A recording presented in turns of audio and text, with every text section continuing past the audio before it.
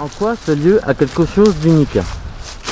Disons que le lieu est unique car il représente l'ensemble de cas d'école rencontrés dans un système de tranchées. Dans toutes les régions militaires, il existait ce type de terrain d'entraînement. Ce qu'on sait, c'est qu'ils n'ont en général pas été conservés compte tenu des endroits où ils étaient. Ici, on est protégé par la forêt. Les forestiers qui ont participé à la guerre ont voulu conserver ce lieu parce qu'il devait leur rappeler beaucoup de choses, hein, et il n'était pas question de les détruire puisque c'était un patrimoine de mémoire pour eux. Et comment cette découverte a eu lieu? Je crois que vous avez mis la main sur un objet. Cet outil était une baïonnette de fusil chasse-peau. C'est lui, disons, qui m'a raccroché à l'histoire de ce site, qui m'a permis donc de m'y intéresser et puis d'essayer de le protéger. Nous avons donc des zones qui sont destinées à la circulation, donc il fallait que ces circulations comportent des éléments de croisement pour les soldats.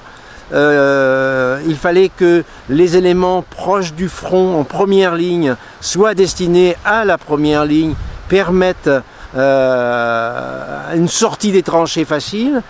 Nous avons un exemple ici de repos, un lieu de repos avec des casemates qui ont été construites pour un groupe. Là, nous avons trois casemates. Chaque élément particulier est bien disposé dans un élément d'ensemble, mais il permet de montrer un exemple de ce qu'il faut faire. Ce qui est important, c'est que donc on a une vraie profondeur par rapport à l'existant. Pouvez-vous nous décrire l'endroit tel que ça l'a été à l'époque? Cette portion de forêt a été mise à blanc, régénérée en 1860.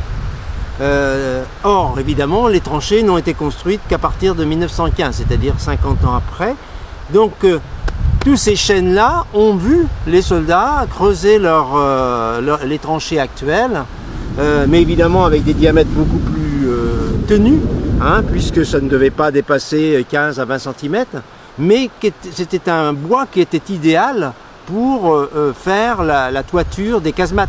Donc ici, on a un arbre là, qui a vécu pendant 5 ans, pendant 4 ans avec les soldats.